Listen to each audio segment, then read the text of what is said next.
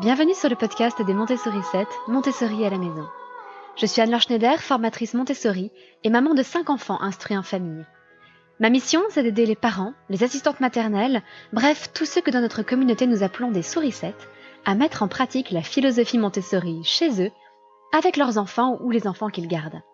Dans ce podcast, nous parlerons donc de pédagogie Montessori, mais aussi de discipline positive, d'instruction en famille, ce que l'on appelle aussi l'école à la maison, de co-schooling et de bien d'autres choses encore. Avez-vous déjà entendu parler d'apprentissage informel ? Je vais être franche, ça recouvre en réalité beaucoup de choses, mais je vais essayer aujourd'hui de vous montrer à quoi cela peut ressembler à travers l'exemple de l'une de nos sorties pédagogiques d'il y a quelques années. Nous étions partis, les enfants et moi, ainsi que l'un de mes neveux, qui était lycéen à l'époque, au château de Versailles, et plus précisément dans les jardins du château. Et ça tombe bien, car je rencontre souvent des mamans inquiètes qui se demandent comment on peut apprendre des choses en dehors d'un cadre scolaire. Et c'est vrai que dans l'instruction en famille, il existe toutes sortes de courants, de l'école de grand-papa, très traditionnelle, à l'unschooling ou instruction informelle. Et même dans cette dernière catégorie, il y a des nuances. Certaines familles laissent les enfants apprendre totalement seuls, en autonomie, et ne font que répondre à leurs questions et sollicitations, mais sans chercher à susciter la curiosité. D'autres, au contraire, créent des occasions d'apprentissage, et c'est plutôt ce que je me suis efforcée de faire durant cette fameuse visite au château de Versailles.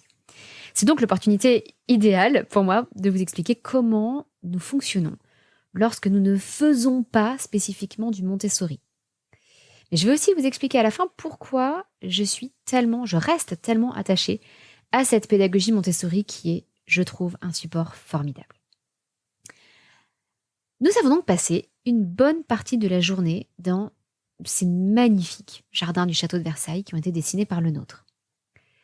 À l'arrivée au château, François, qui avait à l'époque tout juste 7 ans, a remarqué les deux façades, et je le cite, qui ressemblent à un temple romain. Il était passionné de mythologie, et j'en ai donc profité pour lui parler un peu du classicisme et de la façon dont, à cette époque, on s'est mis à imiter les œuvres d'art de l'Antiquité. Dans les jardins eux-mêmes, les enfants se sont mis à courir de statue en statue pour lire les inscriptions. C'était un excellent exercice informel de lecture, puisque pour la plupart, ce n'étaient pas des noms qu'ils connaissaient, donc ça leur imposait de déchiffrer. François n'avait pas spécialement de soucis, mais pour Elisabeth, 5 ans, qui commençait tout juste l'étude des différentes façons d'écrire un même son, par exemple le fait que le son E peut s'écrire E, EU, E dans l'eau, U, etc., pour elle, c'était un véritable travail exigeant. Au passage, lorsqu'il se trouvait que je connaissais l'histoire du personnage représenté, je la racontais aux enfants. Il y avait par exemple Cléopâtre, des dieux romains, etc.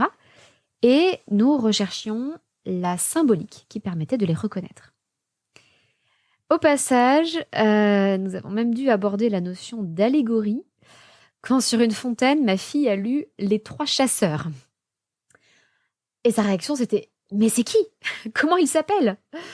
Et en fait, ce n'était qu'une allégorie de la chasse, c'est-à-dire une représentation d'une notion abstraite à travers quelque chose de concret.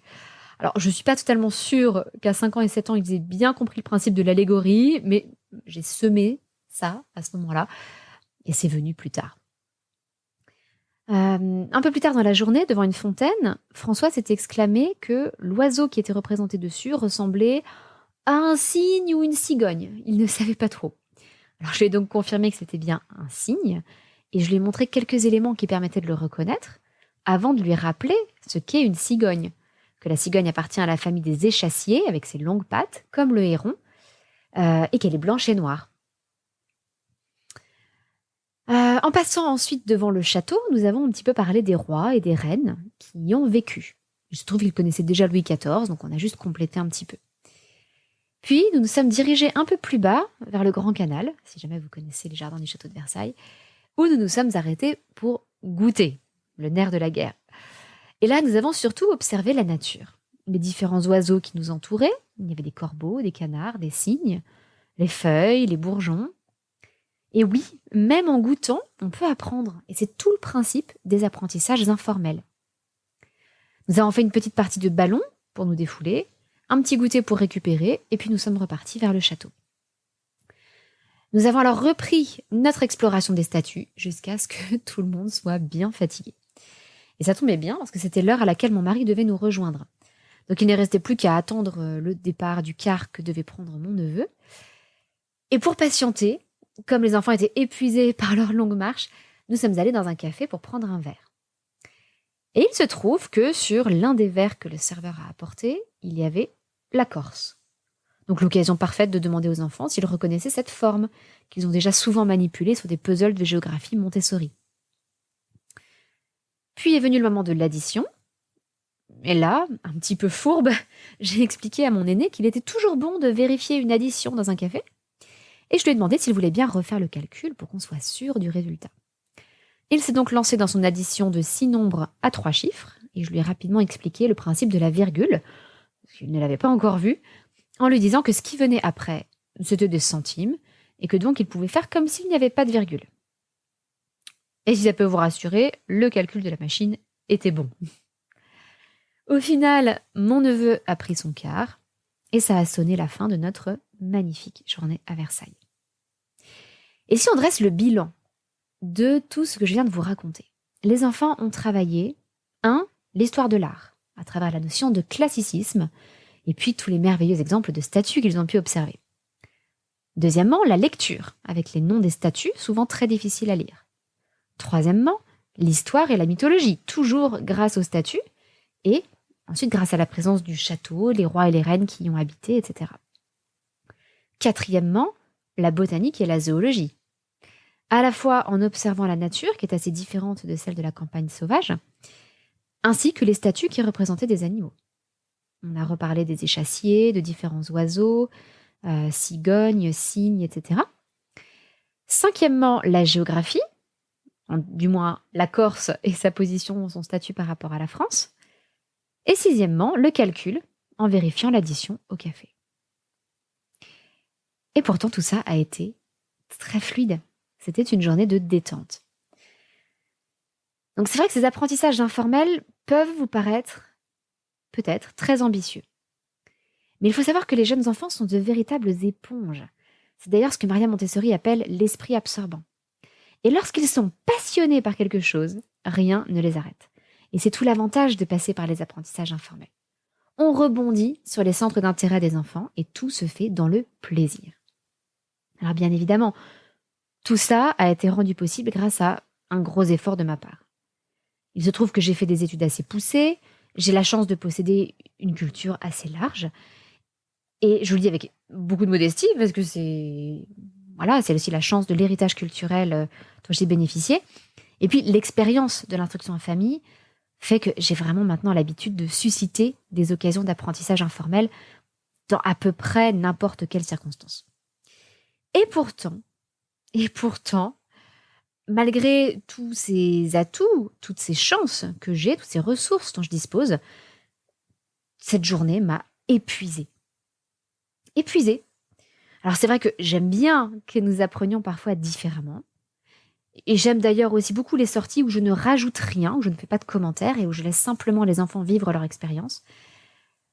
Mais je ne pratiquerai pas les apprentissages informels au quotidien parce que ça me viderait de toute mon énergie. Et c'est vrai que lorsque je parle d'école à la maison, on me demande souvent si je suis enseignante de formation.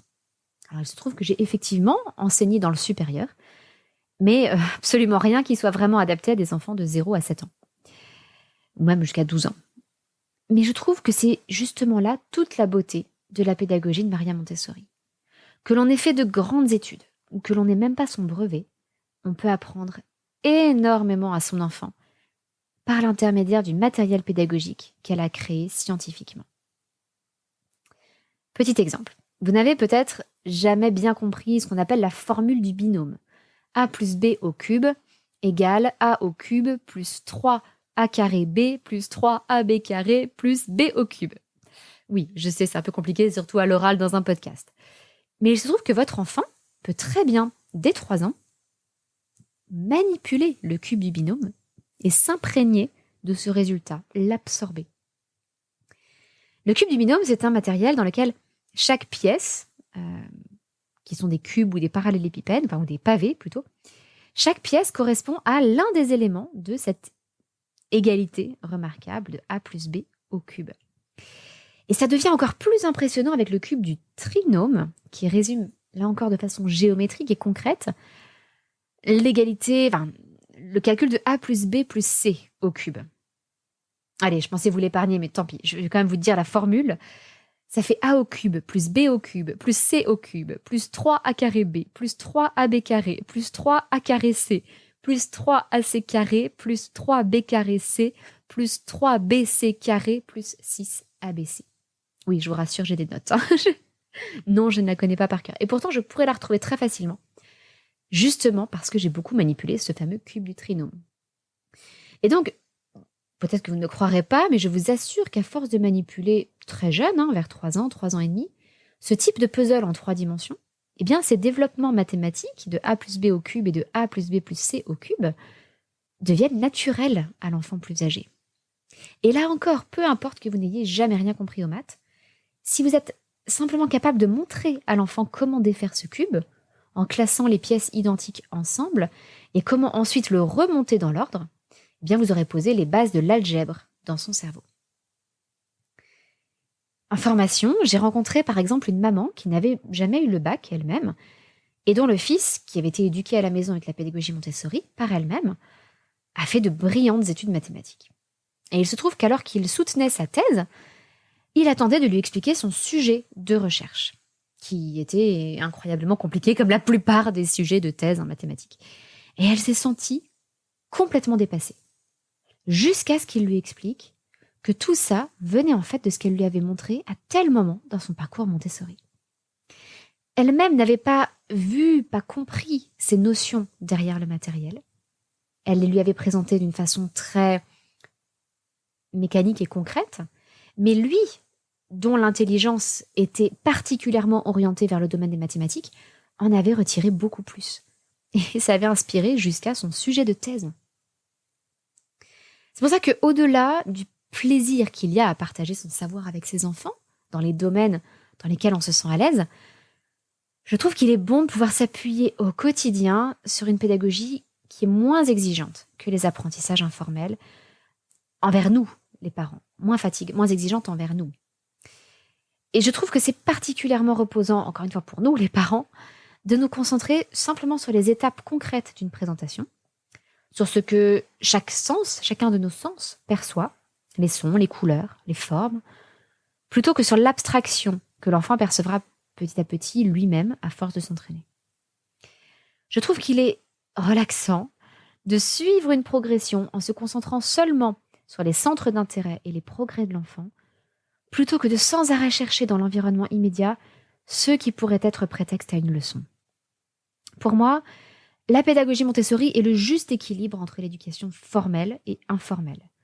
Elle se concentre sur les besoins et le rythme propre de l'enfant, comme les apprentissages informels, sans plaquer une progression arbitraire, mais elle offre un cadre et une structure rassurante sur laquelle nous pouvons, nous les parents, nous appuyer.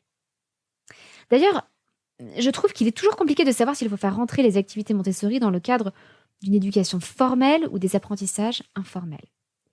Par exemple, lorsqu'on étudie les fleurs dans notre jardin, ce qu'on fait dans la pédagogie Montessori, est-ce formel ou informel ? Lorsqu'on apprend à tenir son crayon à travers des exercices de vie pratique, est-ce un apprentissage formel ou informel ?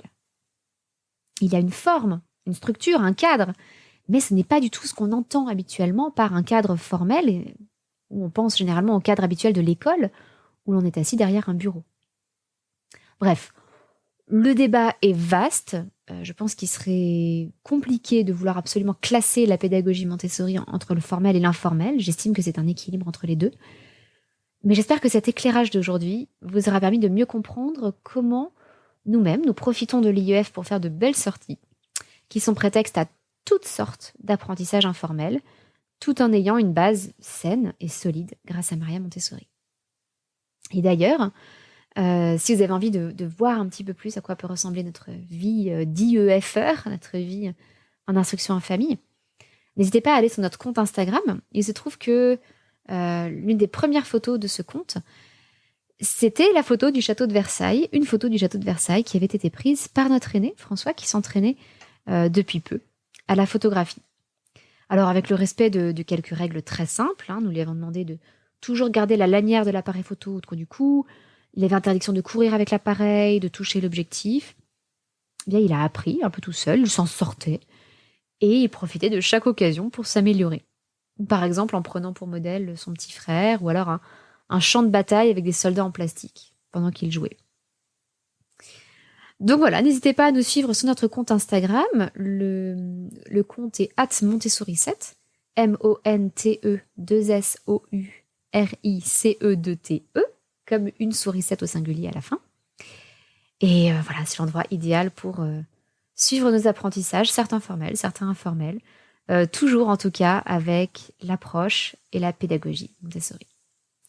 Je vous dis à très bientôt, votre petite sourisette, Anne-Laure.